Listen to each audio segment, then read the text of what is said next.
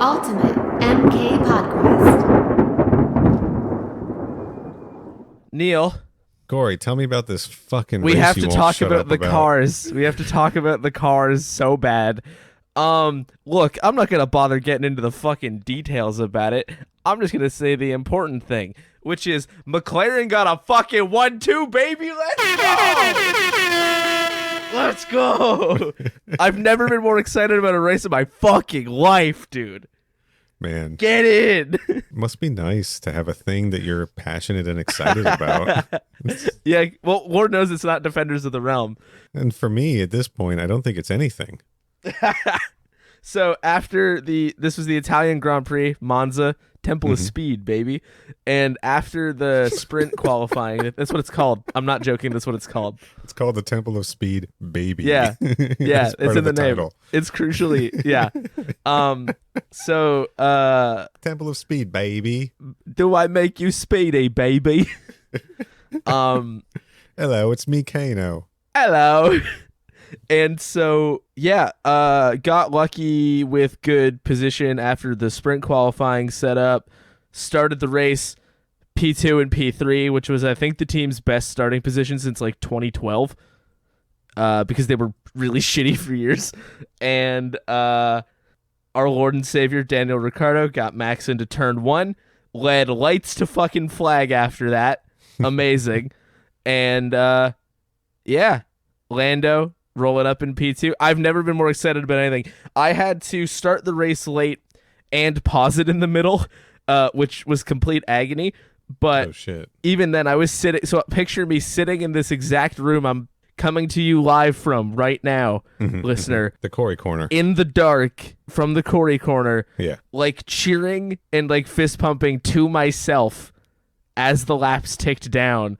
Because Hell I could yeah. tell that we just fucking had it. You did And it. of course, You personally, Corey, you did it.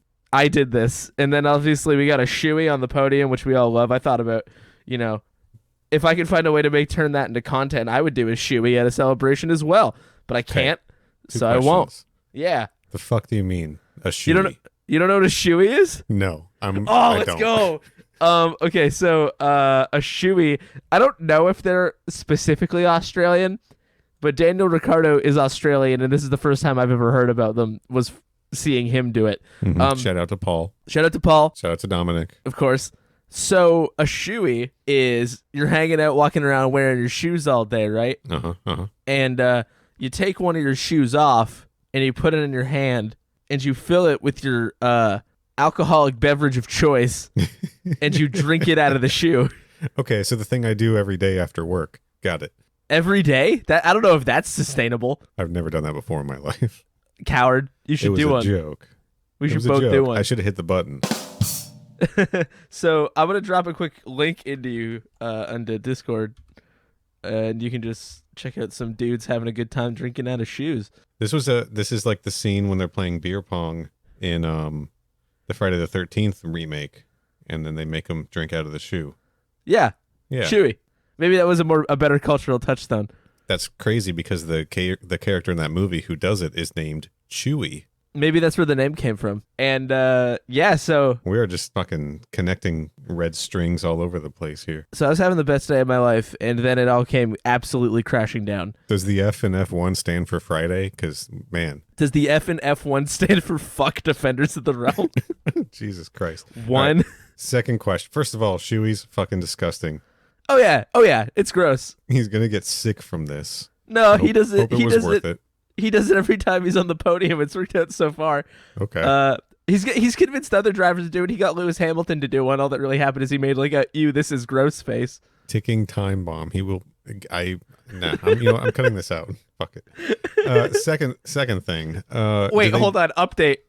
As we are recording, in IndyCar, McLaren is also leading that race. Jesus Christ. Let's fucking go. It's fucking rigged. All right. Follow up question.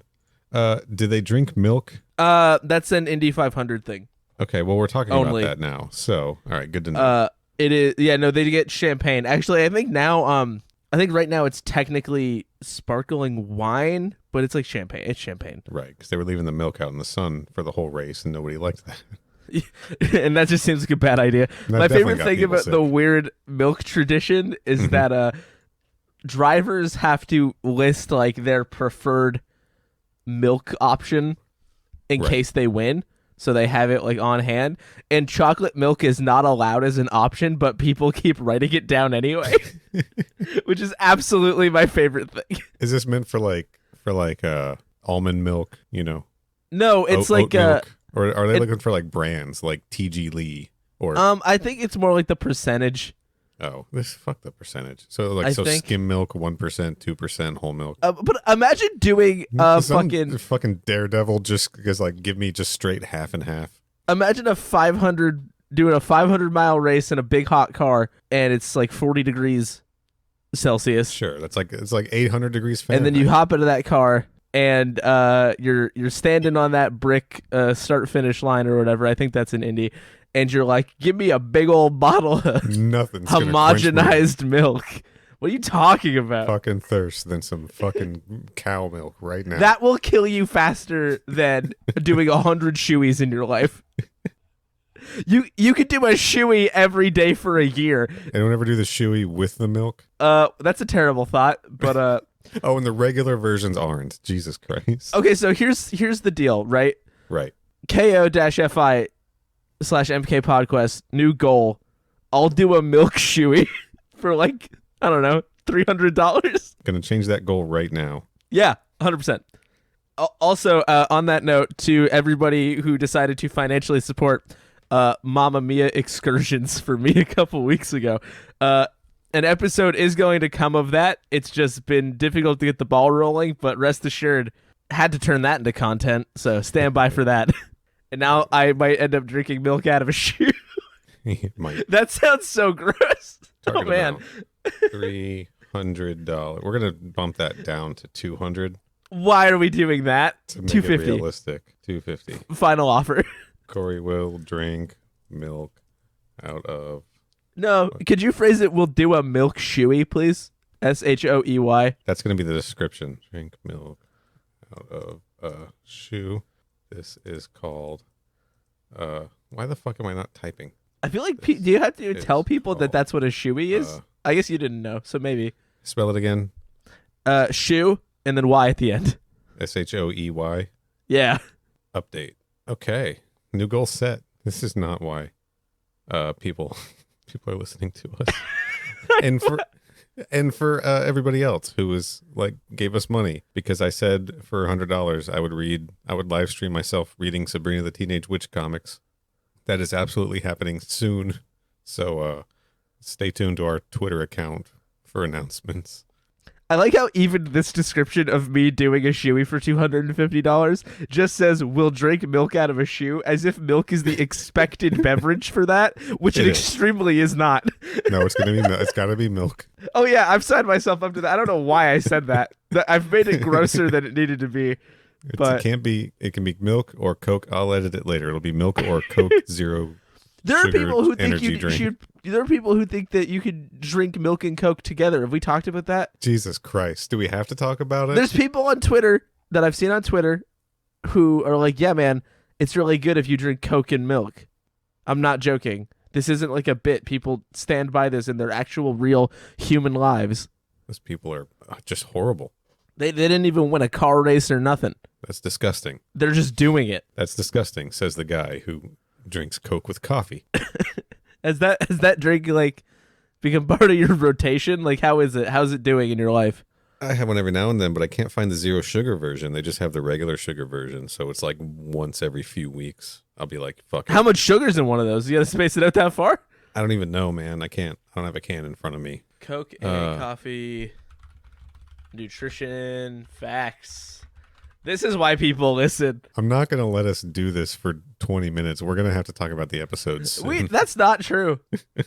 Coca-Cola with coffee, dark blend. That's the one. That's the one. Nutrition facts: 70 calories per serving. Yeah, but what's a serving? 1 can. Really? Okay. Yeah. Total sugar is 18 grams. Includes 18 grams added sugar. Yeah. So is that 36 grams of sugar, or are they saying that the 18 No. grams of sugar were added? Total sugar 18 grams. They added that in. Yeah. And then there's no protein in it. Oh, bummer. Coca-Cola cherry vanilla. guess What the fuck are maybe- they doing over there at You know Coca-Cola what? HQ? Hold on a second. We've got, first of all, Coke Cherry Vanilla is pretty fucking good. Hold on. No. I have a thing to say first. Is Coke with coffee? You know, people put milk in coffee. Is this Stop. Is this how we get there? Because if Coke's good with coffee, which arguably it is, and milk's good with coffee, I guess I can see it making sense. We're not gonna go like deep on it. So here's what you need to do. You need to get a shoe and fill it with Coca-Cola, and then fill that Coca-Cola with milk, and then you drink it out of the shoe. SoFi.com. Let me edit this goal. While you're doing that, I would just like to bring to your attention the grossest sounding flavor of Coca-Cola I've ever heard personally in my life. Orange vanilla? They made orange vanilla flavored Coke. What is that? What is that? It's pretty good. Hey, why does Coca-Cola still list Coca-Cola Energy Cherry Zero Sugar on their website like a bunch of fucking liars? Probably because it didn't sell well, so they just got like a lot of backstock. I actually did find some more full sugar cherry in a gas station the other day, and I made a mental note of it so I could go back and buy some, not for me to drink, but just in the event that I need to, be the last hope for you to stock up on that. Good idea. Goal. Corey will drink milk out of his shoe, and Neal will put milk in a Coke with coffee. Goal description, the thing Corey is doing is called a shoey. The thing Neal is doing is called stupid. Great. All right. Speaking of stupid things to do we have to talk about Defenders of the Realm now? Mortal Kombat, Defenders of the Realm, episode 12.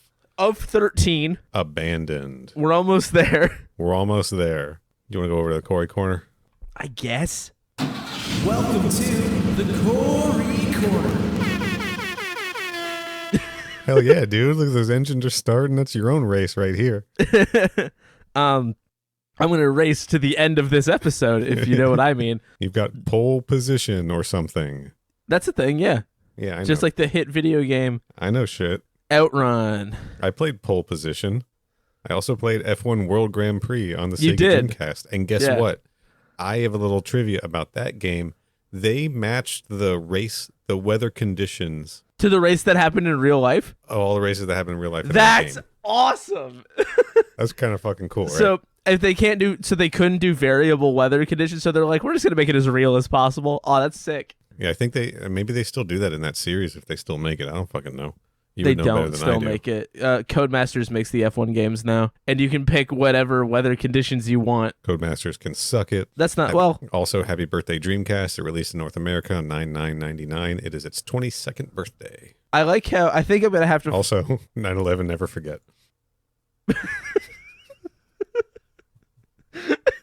Jesus Christ. Is that how we're handling that? It is now. Are you It is sure? now. Okay. I don't know what to say.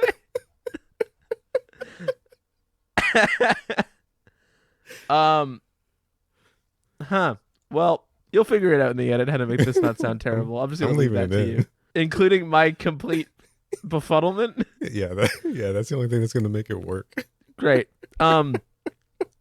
So Jax is tired of fighting. I think he's the third or fourth character in this show to feel tired of fighting. Mm-hmm. And he is sad because he missed out on his grandfather's funeral because he was too busy fighting and he didn't know that it was happening. And he's like just sick of this shit and not feeling connected to his family, and he feels just like his life's not on the right track because, as we see, those combat alerts are pretty much nonstop. So I could see life being a little bit overwhelming. He ultimately decides that he's like, I'm leaving. I'm not doing this anymore. Or at the very least, I need a long break.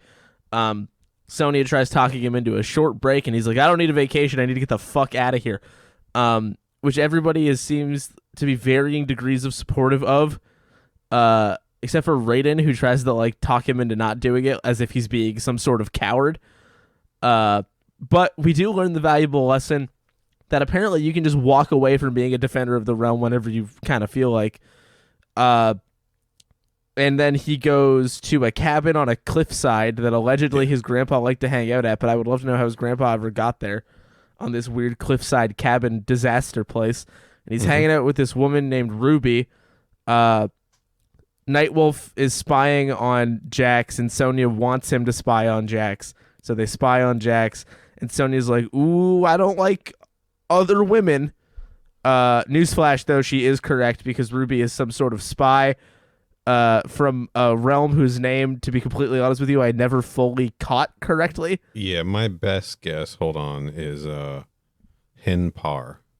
Yeah, which Raiden says is, I guess, part of Outworld because he says he can't go because he doesn't have powers there. We're going to talk about that. You'd assume those might be two different places, but maybe they absorbed it. Whatever, it doesn't matter. Ermac is here, and he is in control of a group of red ninjas, as they are described. Mm-hmm. Yeah. And Yep. just red ninjas, why overcomplicate things? And Ruby's working for Shao Kahn and the boys, and Jax has been duped and had and swindled. And it turns out that Katana knows Ruby from a previous duping and swindling when trying to save Edenia, et cetera, et cetera. They go rescue Jax. Shao Kahn is there. They have a fight. Ruby tries to help them escape, and then Sonya and Jax have a nice emotional moment. Yeah, and we get to see two horses nuzzle at the end. That was kind of weird. Yeah. Weird thing to show up in your Mortal Kombat cartoon. Yeah, I mean, if you're not going to let the horses fight, like... Sure. That's all I'm saying. That's all I'm saying. That's all you're saying. That's it for the Corey Corner. Oh, man. that's all I'm saying about horses, but also that's also the whole plot of the episode. Do you want to go over to the Neal Nook? Yeah, just let me get in my really fast car.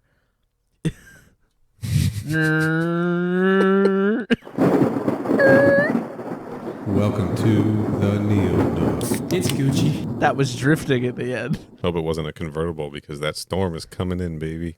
I think they all kind of are. Sure. On account, I think it'd be very funny if F1 cars had soft top roofs. All right. This episode was written by Sean Catherine Derrick with a story by Sean Catherine Derrick, Josh Wexler, and Reed Robbins. And Reed Robbins is a person we have not talked about before. Reed Robbins? That name's pretty cool. Robbins. Now, he's not credited on IMDb. Josh Wexler doesn't get a credit. Reed Robbins doesn't get a credit.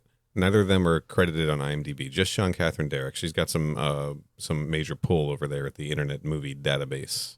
But I looked up a Reed Robbins, and I found one that was a writer, but this Reed Robbins is primarily a composer, and they did, in fact, compose lots of music for The Adventures of Sonic the Hedgehog, which is the one with the chicken robot. It's the good one, yeah. But had nothing listed for Defenders of the Realm. So I don't know if it's the right Reed Roberts. There's like 9, and I wasn't about to fucking do that. We've got some returning people doing voices. Kevin Michael Richardson, who voiced Goro in Mortal Kombat 95 and Cabal last episode, is here voicing Ermac for like 2.5 lines or something. Cree Summer is pulling double duty as both Kitana and Ruby. I saw something came across Twitter a few weeks ago. Cree Summer tweeted out that she has voiced over 400 characters and counting. Wow. Holy shit. Holy shit, right? She's a Mamma legend. mia. We've got another legend on this episode. Michael DeBars, who voices Kano and was in Poison Ivy: The New Seduction, is doing Shao Kahn's voice this time around. Okay, so he's 0 for 2. You're not a fan of the Shao Kahn voice? I'm really not. He sounds tired. I don't even remember it. I think, did he do the voice in the Shang Tsung episode too? I don't know. It just doesn't seem deep enough and like scary enough, Not that I'm scared of a cartoon man, but like Right. I should at least have the option. Hey, I'm Shao Kahn. This is how I sound in Defenders of the Realm. That voice on that particular level of pitch shift sounds like you're trying to sell me a vape that you found outside. Do you want to buy some death sticks?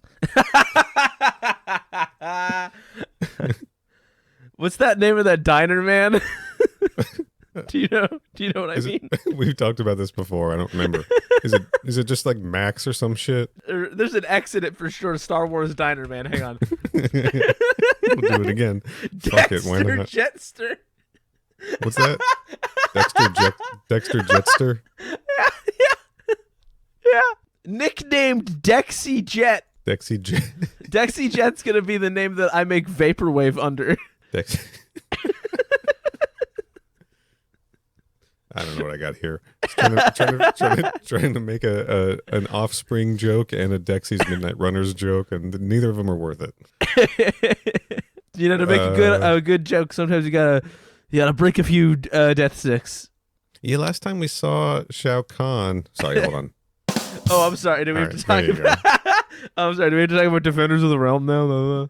Last time we saw Shao Kahn was in the Shang Tsung episode Resurrection Warrior King Part 3, available now on YouTube. And John Vernon was voicing him, so they must have lost John Vernon. They had to pull in their pinch hitter, Michael DeBars. I think it would be cool that if in real baseball, where pinch hitting exists, the pinch hitter Was always Michael DeBars doing his Kano voice. Yeah, 100%. And they have to bat the opposite of the way that they usually do. You know what I mean? I guess I know what you mean. So like, I'm just saying, like, if you're a left-handed batter, you gotta bat right-handed. You gotta bat right-handed if you're pinch hitting, because obviously you're the pinch hitter because you're so good at baseball, right? Are there pinch drivers? Are there pinch pilots in F1? Yeah, there was one this weekend. Technically, a driver got a Really? positive COVID-19 test, so somebody was filling in. Yeah, Holy shit! somebody That who sucks. used to be in F1 was filling in for him. Yes, Is it- because there are did reserve drivers. Did he win? No, Oh man, they really fucked up. we already went over who won. We talked about this. I don't know. Maybe there's a race every day. Nope. How long do these races go? 90 minutes to 2 hours on the Jesus long end. Christ. That's a lot shorter than NASCAR, man. Fuck. I think the race today was like the runtime of it was like about 80 minutes. Okay, so the same length of Mortal Kombat Legends Scorpion's Revenge. Yeah, if somebody woke up this morning and they were like, I wanted to watch something, they could make the decision between Mortal Kombat Legends Scorpion's Revenge or Mortal Kombat Legends Battle of the Realms. Is that what it's called? That's what it's called. Or the 2021 Italian Grand Prix. And we all know what you chose. And I was right. You know what? Before we dive, I'm done with the Neal Nook, by the way. Before we jump into this episode, should we decide here on air what we're going to talk about next on the podcast? Yeah, sure. What do we got? I think that we need to cancel out this bad animation with some better animation and watch both of the Mortal Kombat Legends movies. We were originally on schedule to like line up with them, you know? Right. Yeah. And then your boy over here found out we could watch all 4 parts of the Warrior King crossover, so we spent 3 weeks doing that instead. And we missed the launch Priorities, of, baby. we missed the launch of Battle of the Realms. Here's the thing, like, the Warrior King orb arc is going to be iconic in our lore. Oh, yeah. We had to do that. Imagine 100%. missing out on the orb because we wanted to watch Battle of the Realms on time. Could not be me. Yeah, no, I think we made the right choice, for sure. But I think we should hit the Legends movies next and then go into Legacy. What do you think? I think that will give our show a good legacy. Is that anything? Thank you. Where's the gunshot, please? That was the gunshot one. It's still loud. Oh, damn. Well, everyone else got to enjoy that. That's pretty cool. Okay, so that's up next. We'll plug that again at the end. Cool. I guess that means we do have to talk about this one now, though. Yeah, you weren't crazy about this episode, were you? I just don't have anything to say anymore about Defenders of the Realm on the one hand, and Right. I really truly think that this was because this is an episode narratively. It's not like they all like bleed into one another and are attached, right? This Right. isn't like a consistent thing. This is not, I mean, obviously with the power of hindsight we know that they only got one season. This is not the episode you put 12th. This isn't the penultimate episode No. of your Mortal Kombat cartoon series. No. Like, first of all the episodes where it's just a character having an emotional crisis, Yeah. mixed bag, right? But also just, when at any other point has Jax felt this strongly about this? No, this is, I guess. So well, I the guess whole that's thing just kind feels of like the it's point. coming out of fucking nowhere. I don't know. Sure. And, I mean, the cartoon is not good enough when it's at its most action-packed and off the wall, that for it to be this, like, relatively slowed and subdued, Yeah. I don't know. I just can't be bothered.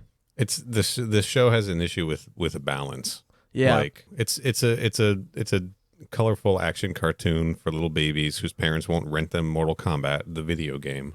Which was my experience. No, that wasn't my experience.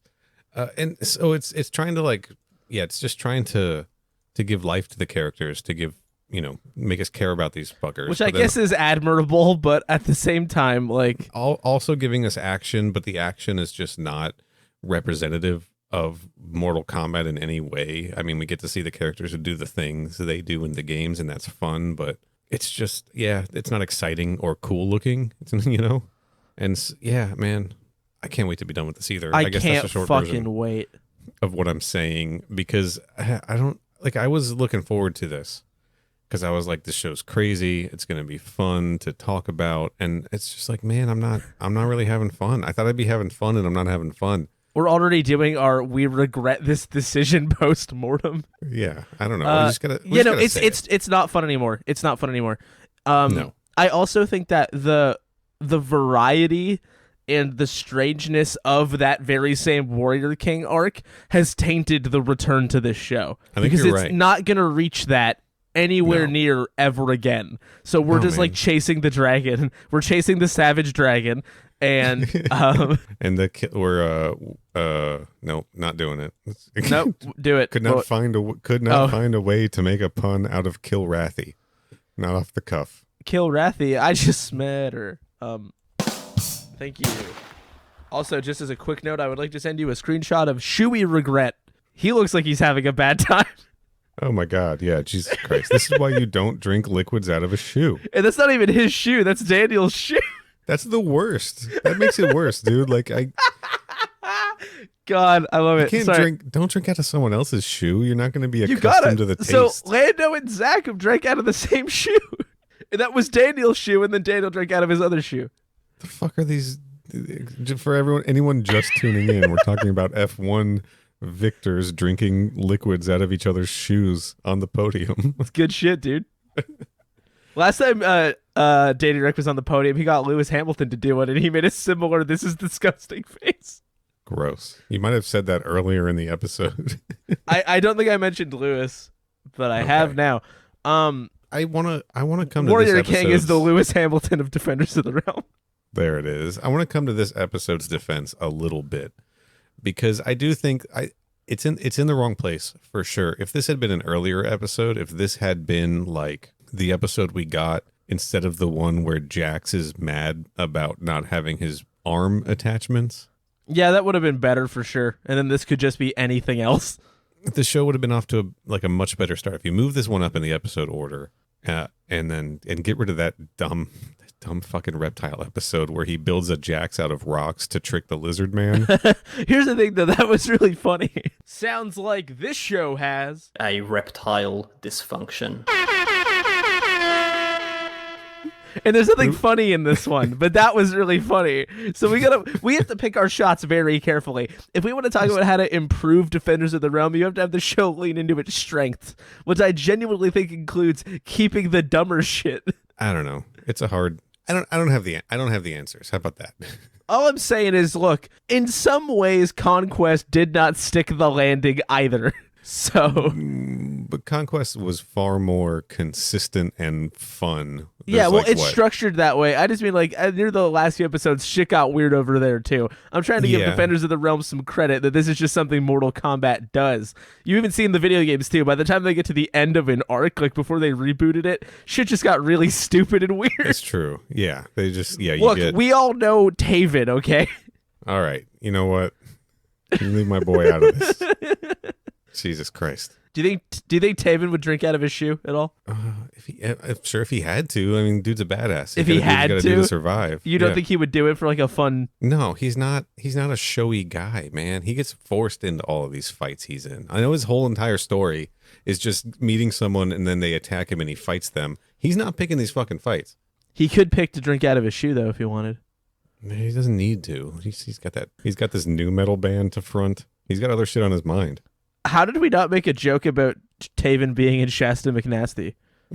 Because I won't allow it on my podcast. Not in this house. Let's talk about this episode. Yeah. I want to come to this. So the point I was trying to get at before we went off the fucking rails is that I think that there's good enough stuff in this episode to set up character development. We know that there's not going to be any payoff for that, because next week, cartoon's over. It's over. It's done. Next episode, cartoon's over. Oh, So if they had just moved this, if this had been Jax's sort of establishing character trait as opposed to, I feel like such a wimp without my arms, I think that I would have liked this episode better.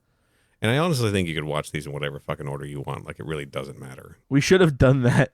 We should have considered just hit shuffle. Yeah, on my iPod where I watched Mortal Kombat Defenders of the Realm.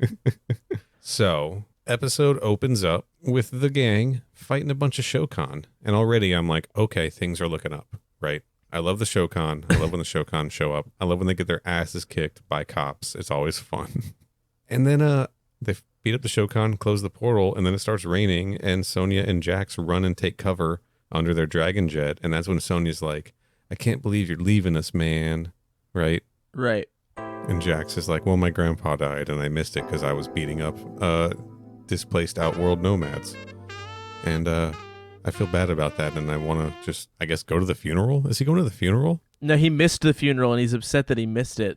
So he wants a chance to just go, like, get in touch with his family, and, like, he wants to do that thing that Guile tells everybody to do. Take a break from all the war, right? You like, go home and be a family man. Justice, honor, commitment. Is that it? Is that the code of the Street Fighter? Probably. Discipline, honor, commitment. There it is. But yeah, disappointment, honor, and commitment. That's the code of our podcast. But yeah, he's upset that he missed that because his grandfather was really important to him, raised him, and he's just sick of dealing with all the fighting and just not being connected to his family at all. Generally. So immediately the rest of the gang tries to get him in the It's called FaceTime, Jax. Figure it out. You guys have fucking wrist communicators. Just check in with your fucking cousins. I don't know. Yeah, call your family, dude. Go home and call your family, man. Everyone out there listening, call your family. Yeah, if you're listening right now, you can do one of two things for me to feel like this episode was a success.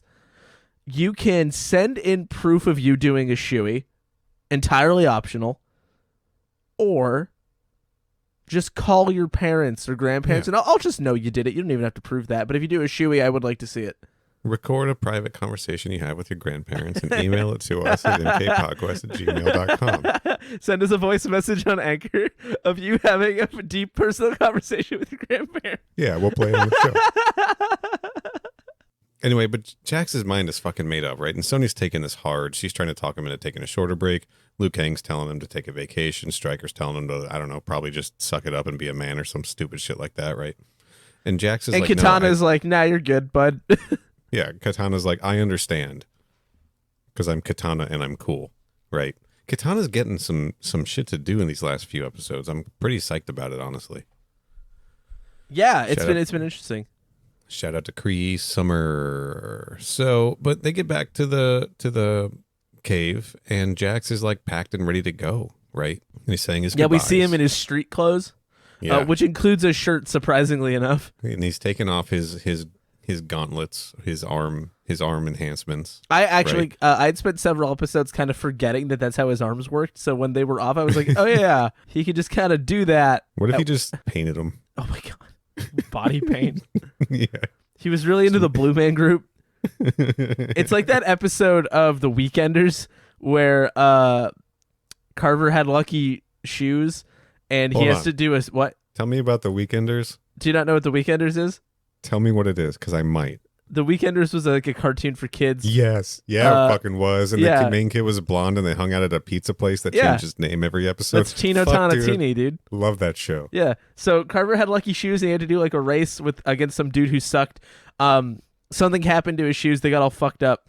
And they had like, I believe they had like a stain on them that was like proof that they were his. He's like, he knew these were my lucky shoes. And they had to get him new shoes because his shoes were fucked up and they still want him to run and feel confident in himself. So they tried painting him to like make them the right colorway and have the right look. And it didn't work. But then he realized that he was more than the shoes because he had already been succeeding. Much in the same way that Jax is more than his big metal arms. Yeah, that was the lesson of like episode 3 of Defenders of the Realm. Do you want to do a Weekenders podcast? Jeff Bennett is in this. Jeff Bennett is, I think that's Johnny Cage in Journey Begins. Yeah, Friday the 13th, Part 7. He's Eddie. Yeah, he's done Mortal Kombat voices. Who is he on The Weekenders? He is pizza guy in 42 episodes. Hell yeah, Jeff Bennett. Not to be confused with Jeff Bezos, who we would not say hell yeah about. Right, yeah. More like hell nah. Am I right? Thank you. I hit the gunshot that time. I didn't mean to. I heard it. It was good. So, like, Jax is leaving right as a combat alert goes off, right? Yeah. And then, like, everyone's like, sorry, Jax, we got to go. And Sonya, like, kisses him on the cheek. And then he's just kind of, like, hanging out there with Nightwolf before he leaves forever. And Kiva's sad that he's going, and Nightwolf's sad that he's going, and Raiden pops in and is like, hey, nobody likes a quitter, you fucking loser. Stay here and dedicate your life to war forever. Raiden's like, look, I'll miss you if you leave, but if you leave, remember that you're a fucking coward and a baby. But he does tell Jax that he's going to miss him, right? And that's nice to see. Yeah, I guess. Yeah, so then we fast forward to some time in the future where we're on this cliff and there's a cabin there, like overlooking the ocean, and Jax is hanging in there next to a fire with a woman named Ruby, who was his grandfather's caretaker. And Jax and Ruby have absolutely been fucking. Oh, end of sentence? They've been fucking. They might have been. They might have just been enjoying themselves. Yeah, by fucking. You know? No, well, you don't have to do that. If you want to have a good time, you can just sort of do whatever you want. No, I know. I Yeah. don't know why I did that way, but I don't know. Yeah, and he doesn't have his cyber arms on. Jax is just like all human, all man for Ruby here, right? And he's just talking to her, I guess, about like his grandpa and how much his grandpa loved being up here and loved nature and I don't know, animals and shit. I think I don't really remember. And Ruby's all like, yeah. She calls his grandfather Jackson, right? Yeah, because that's Jax's name. So I guess it's like a family name. So this is like Jax Briggs the third, maybe. Well, it could be Junior. It could be Senior. It was his grandfather. That is. We don't know what his dad's name is. His dad's That's name true, could be fucking like Chester. We don't know. But I think you lose Junior if you skip a generation. I think it's optional. I don't think there's a law for that. Yeah, we don't know what naming conventions are like in this universe. That's Fair. fair. You would still be the Junior Jackson Briggs, Okay. All right, whatever. like relatively speaking. That's fair, but I don't think you'd put the Junior on like paperwork when you're filling it out. It's why Scorpion's son was called Scorpion 2. You're thinking of Sub-Zero and Sub-Zero 2. They were brothers. They fucked the curve up. They fucked. All right. All right. All right, settle down. Settle down there, Corey. I don't want to talk about this anymore. This is all I've got, dude. All right. No, we're fine. Everything's fine. Ruby makes a comment about how handsome Jax is, and that's how you know they're going to fuck. We cut back to the combat cave. Sonya is like trying to get Nightwolf to spy on Jax because she's worried about him. Because here's the thing, Jax, like he let them all believe he was coming back, but then he told Nightwolf on the side, like, I couldn't say this in front of Sonya, but I don't think I'm coming back to this man. Like, I've had enough, right? So Sonya's been expecting like a call, right? Like apparently Jax hasn't even fucking called to like check in and let everyone know how it's going. Which is fine. He's got to take his time. Did he say he was gonna do that? I don't know. They all said if you ever need anything, let us know. Like, yeah, I think a good friend would do. But like, okay, But no, that's wrong. we gotta let Hold on, Jax you're right. have space. You're right. You're 100% right. That's why I stopped myself. Like, Yeah, I think Sonya honestly seems like really possessive in like a weird way about this. It's not very endearing. Like she's just like, this is about me and not Jax's actual personal well-being. I mean, in the end, Ruby was a double agent, sure, but also this is a cartoon where people fight each other, and I guess that was kind of an inevitability. But yeah, she it's unbecoming to an extent, I guess. I don't know.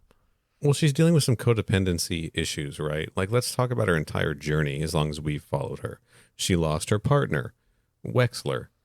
She Sorry, that's just a funny name. I'm sorry, Wexler. Pour one out. that fucked her up. She meets Johnny Cage. She reluctantly falls in love with him. She loses him too. The only person who's had her back this entire time is her partner Jax, her other partner, her new partner, I suppose.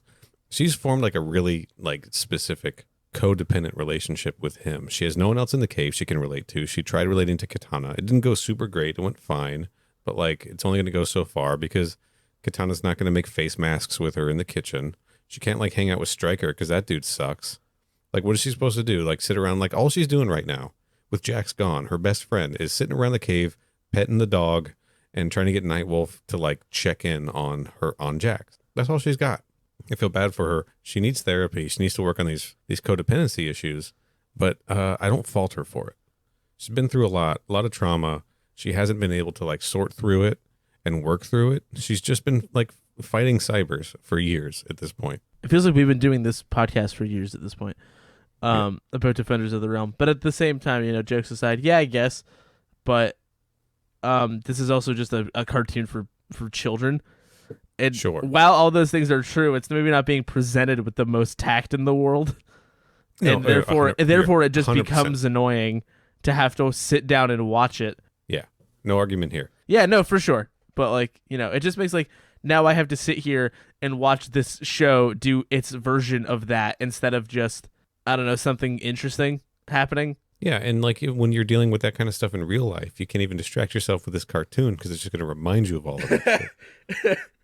Yeah. Anyway, so she's trying to get Nightwolf to like spy on Jax, right? She's like, come on, he hasn't called, he hasn't checked in, we don't know what's going on, we thought he'd be back by now, like what the fuck's going on? And Nightwolf's like, don't worry, I set up some surveillance on Jax before he even left, and I have been checking in on him. I've been watching him fuck this lady named Ruby. He must be living in that cabin because it's like a perfect camera angle on what they're doing. Yeah. And Nightwolf's been watching him fuck. how did they know that 100%. that's where he was going to go? That's when he was like, he's been doing pretty well. I don't know how he knew. I don't know how he knew he was going there. He just did. He's Nightwolf. I don't know. Whatever. I don't know. Yeah, so they tune in, and Sonya sees Jackson Ruby sitting by the fire, and she gets like super gel. Yeah. But then we cut to Shao Kahn. Holy shit, dude. Ruby's working for Shao Kahn this whole time? She's one of the red ninjas. That's some Kali shit. Oh yeah, remember her? Yeah. Ruby is Kali. We're going to say it now. We're going to get more into that later, but Ruby's Kali. Anyway, so Shao Kahn's watching them also, and he's like, Ruby's doing a good job. Hell yeah. Hey, Ermac, go get the red ninjas ready. We're going to attack this cabin. And then we see Ermac, and Ermac's like, yeah, cool, tight. I'll get my red ninjas ready. Now, Corey, do you remember last week when we talked about the Cabal episode, and there was that scene where all these fucking red ninjas were fucking up Cabal's face? And I was like, you think those red ninjas are like Ermac? And you and Damien were both like, no, dude, no, that has nothing to do with Ermac. To be fair, it would have been really low effort had they decided that all the people who are related to Ermac just dressed like him. So I feel like I had a reasonable ground to stand on. Sure, but also, fuck you both. I was right. These are Ermac's ninjas.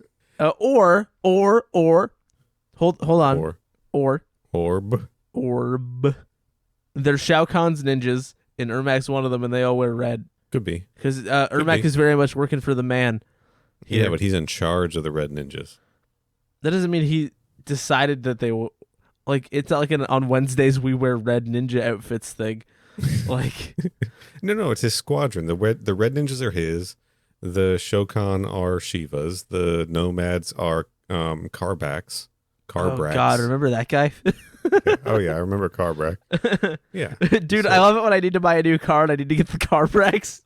the Carbracks report. Yeah. See if he's had any accidents for sure. Did we not? I don't think we made that joke yet somehow. No, I'm pretty sure that's new. That's really good. I like that one. Is it weird to do that in your own podcast? Just say like, hey, good joke, team. I don't fucking. This episode's all over the place anyway, so who cares? We can do whatever we want. I bought NPR's podcast startup guide, read through it, threw it out the fucking window. We can do whatever we want. I bought that McElroy podcasting book just to burn it. Where were we? I don't know. Okay. All right, so we cut back to the combat cave, and Sonya is like angry that she's seeing Jax on camera with this other woman, and she's like, I want to go get Jax back. And then Katana walks in, right? And she's like, what's going on? And Nightwolf and Sonya are both like, nothing. But then a combat alert goes off, and they notice it's in the same like region where Jax is. And Nightwolf's like, it's in the Pacific Northwest. Jax is in trouble. And he is, because all the red ninjas like bust into the cabin and start fucking him up or like fighting. And Jax like picks up a lamp and hits one with it, and it's like really dumb. Ermac comes in and pretends he's holding Ruby hostage with his foot, but then Jax like kicks his ass. And then Ruby like sprays him with something and he passes out. Yeah. And that's when Ermac takes off his mask and he has a soul patch and an earring. I didn't notice the earring. Yeah, he has an earring. When they move scenes, when they transition scenes, you can see he's got some earrings going. Not at all what I assumed Ermac would look like under the mask. I guess I wasn't expecting Ermac to be like corporeal form. Yeah. Well, this was way back when they didn't know what Ermac was. They had no fucking clue. They were just like, Red Ninja with no backstory. Okay, tight. They actually initially thought somebody saw his name in a mirror for the first time, and they thought that he was named after the Toyota Camry.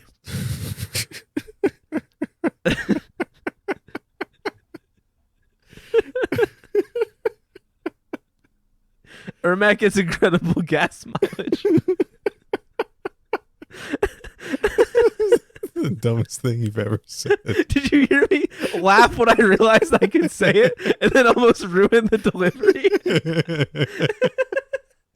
Because I was sitting here and I was like, in my head to myself, let's go behind the joke, ladies and gentlemen. And I was like, what is Ermac backwards? And I was like, oh, it's Camry. It's more or less Camry. Let's go with that. And, they named him after just, that affordable mid-sized sedan. Yeah. Oh my God.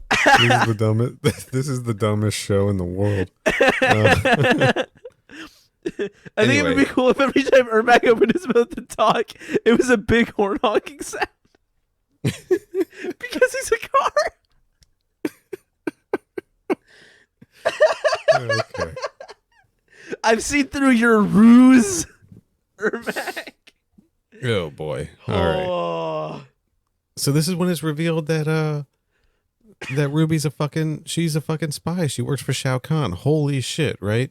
Yeah, honestly, I was surprised I wasn't more surprised. Because every time Shao Kahn shows up, it's very like it lacks pomp and circumstance. So it's always kind of like, oh, he's here now, I guess. Yeah, and so now we cut to the cave where everyone is watching the feed. All of them spying on their friend, right? And Nightwolf is like, oh shit, they got Jax. They must be taking him to Outworld. And Stonia's mad and she's blaming Ruby for this, which is true. She's like, it's Jax's girlfriend. She did this, right? And like that should be pretty fucking obvious because they should have seen on that hidden camera when she sprayed him in the face with knockout gas or whatever. Like fucking Joker poison or whatever. Well, they thought that might have been like a kink thing, so they turned it off out of respect. They did not turn it. There's no way they turned it off. They watched the entire fucking thing. There's a bunch of lonely cops and monks in this cave, dude.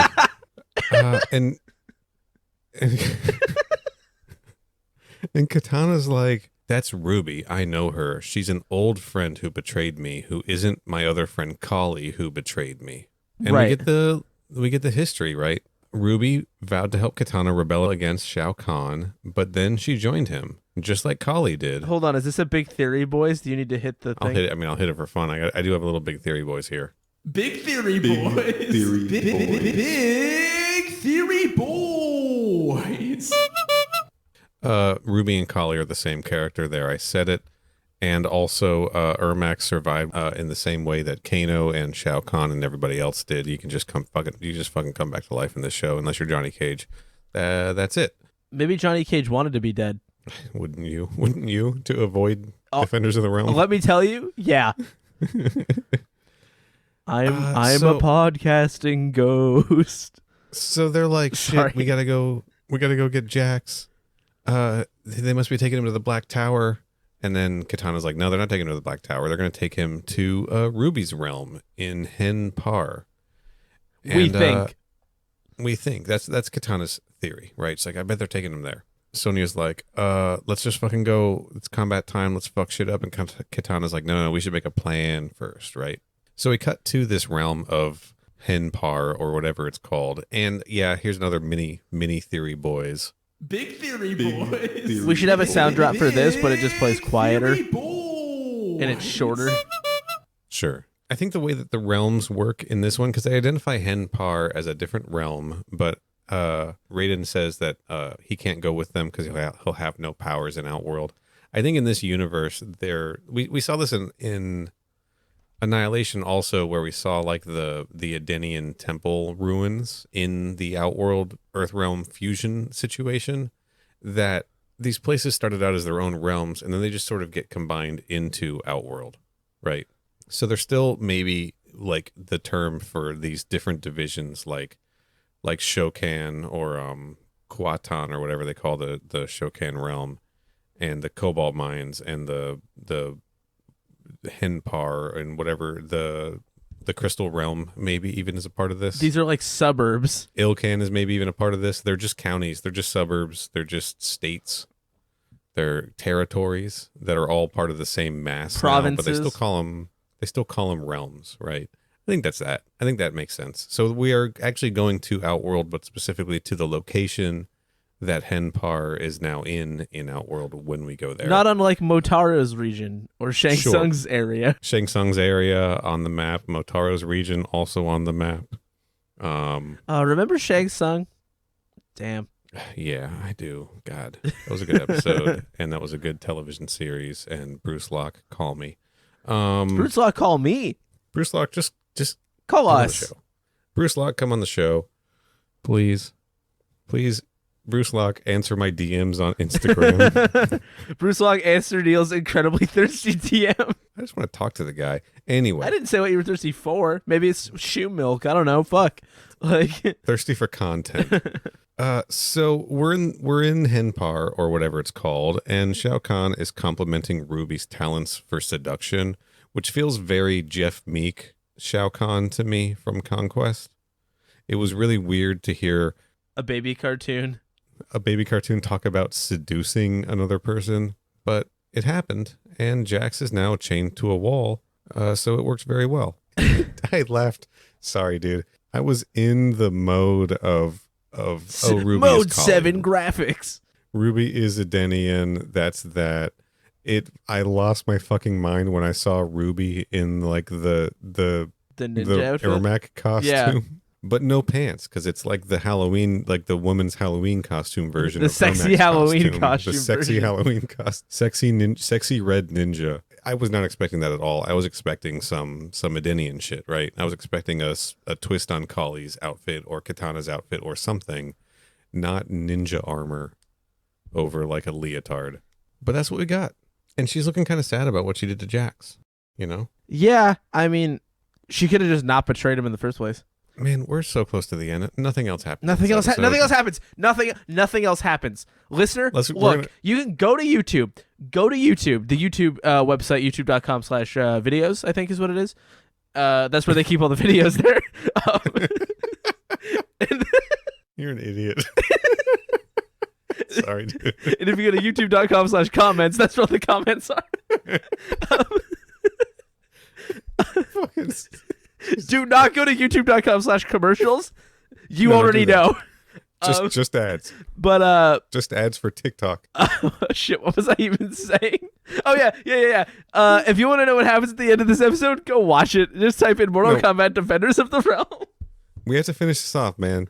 No, I'm not saying we're not going to say it, but I'm just saying we're going to be less specific. We're going to be less specific because what happens is Combat Crew shows up.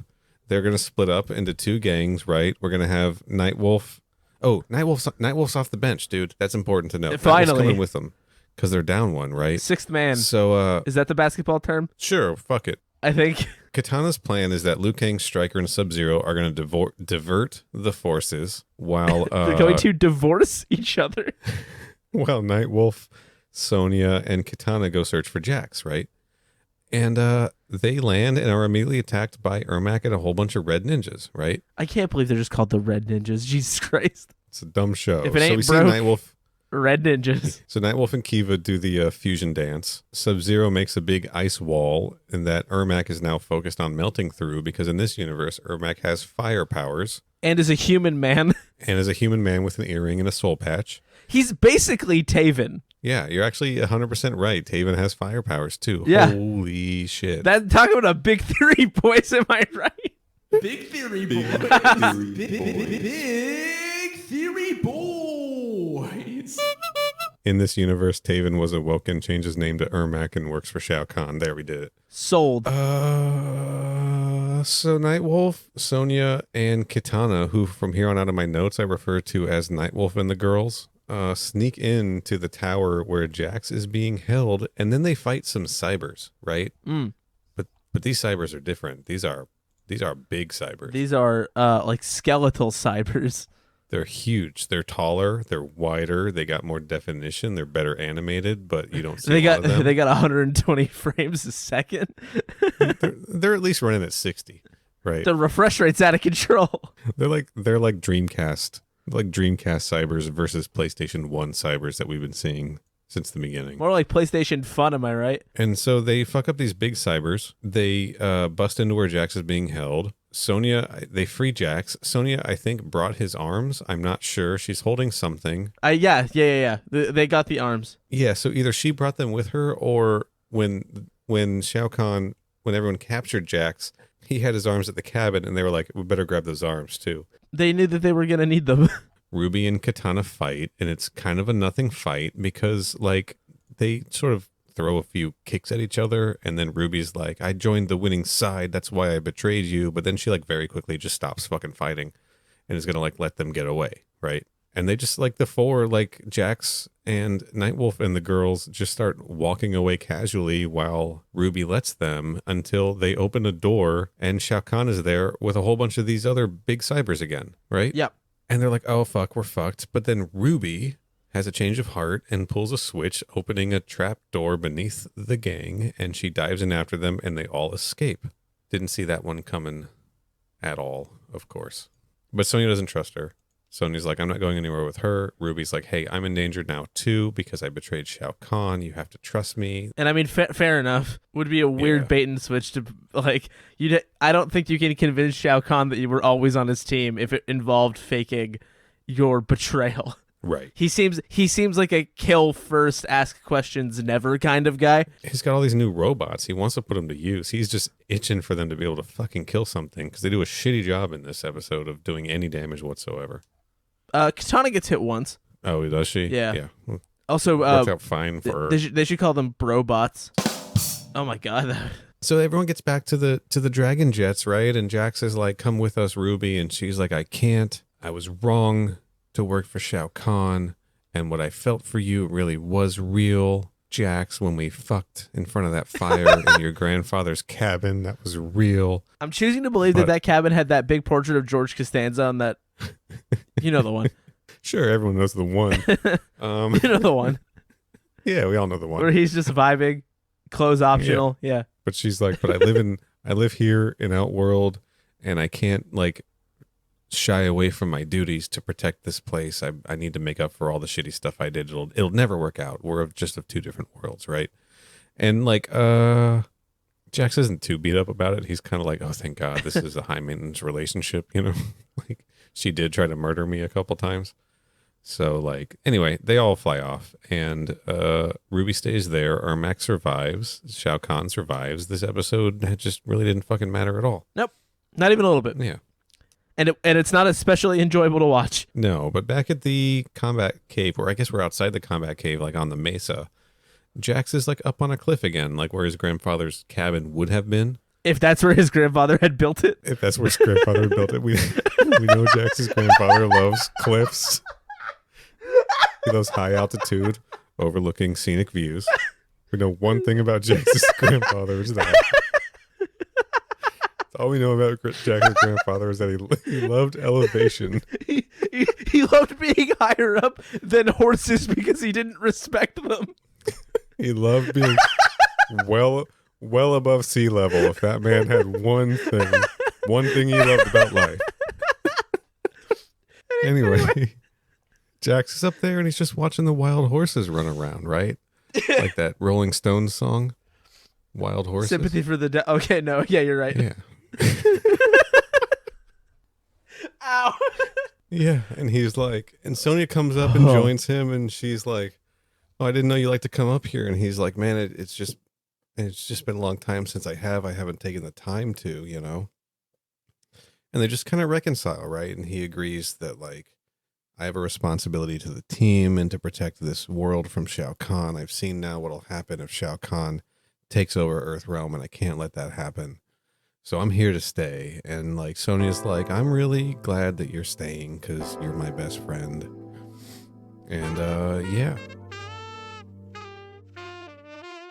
We end the episode. We zoom down onto the ground where these horses are in front of this sunset. And a black horse and a white horse nuzzle each other. I love symbolism. God, what a stupid fucking cartoon this is. We're done. And we're almost done with Mortal Kombat Defenders of the Realm. Oh, dude. thank God. Oh, my God. It's been months of our lives. I have heard through the grapevine that this last episode is pretty good. Look, I don't want to get carried away. Let's not jinx anything. We don't. No. We're going to temper our expectations. But there is one thing that I can tell you is that I have looked ahead. I didn't watch it, but all the things you hear about the animation being improved for the finale is absolutely true. It actually looks pretty cool. What, did they get the Wing Commander team? They got an increase in budget or something. I don't fucking know. But the animation style, character designs, all that kind of stuff is different. It's almost like watching a different show, probably. I don't want to hype it up too much. All I'm going to say is that it looks better than these episodes have. If only they did that 12 other times. For now, Corey, I think we should hop on these wild horses and ride off into the sunset. I will, but I won't be happy about it. What do you... That's fine. That's fine. That's fine. You don't have to be happy about it. Is there anything you want to tell the audience about? Yeah, They Made Another One is the other show that I do. It's with my friends Liam and Mitch, and it's a real dumb show. It's sort of like this. The most recent episode, I believe, when this comes out, definitely has some of this energy in it. So if you're looking for that, They Made Another on Twitter, and They Made Another One on all your podcast services. And I'm on Twitter at Mr. Corey Price. Nice. You can find me More like on Mr. Twitter. Corey Nice, am I right? Okay, that's... You can find me on Twitter at Final Neal. Follow my retro gaming Instagram account at Final Neal Retro. Follow the podcast on Twitter and Instagram at MK Podquest. Subscribe in your podcast app. Subscribe to our channel on YouTube to catch up on episodes in the ultimate way. That's a weird way of saying this. No, keep it in. In the most ultimate way possible. In the ultimate There it is. form. If you want to support the show or make Corey drink things out of shoes and me put milk in Coke coffee, go to ko-fi.com/mkpodquest. Also, I was on the Kombat Time podcast recently talking about Mortal Kombat Legends Battle of the Realms. So go check that out. That's a Kombat Time podcast in your podcast app. With a K. Yes, of course, with a K. People aren't noobs. You can't be Come on. too careful these days. No noob Cybots. We've got in all here. that cancel with a K culture. Maybe they need to just spell it with a C now. I don't know. And if you are waiting for the Sabrina the Teenage Witch comic book stream, go ahead and subscribe to our YouTube channel and my Twitch channel, twitch.tv/FinalNeal, to get notifications for when I schedule that, because it's going to happen, and I don't know what it's going to be like or be about, but there it is. And we will be back next week to talk about the 13th, unlucky number 13, the final episode of Mortal Kombat Defenders of the Realm, Overthrown. McLaren 1-2, baby. Let's fucking go. Where on the anniversary of her father's death, Katana attempts to take back the throne of Edenia, but Shang Tsung and Shiva trick her. Fortunately, Raiden has an ace up his sleeve: Motaro and his Centaur and Tarkatan armies. That sounds like a lot to try to stuff into 20 minutes. Written by Sean Catherine Dare. So you know it's going to be good. 100% hit rate.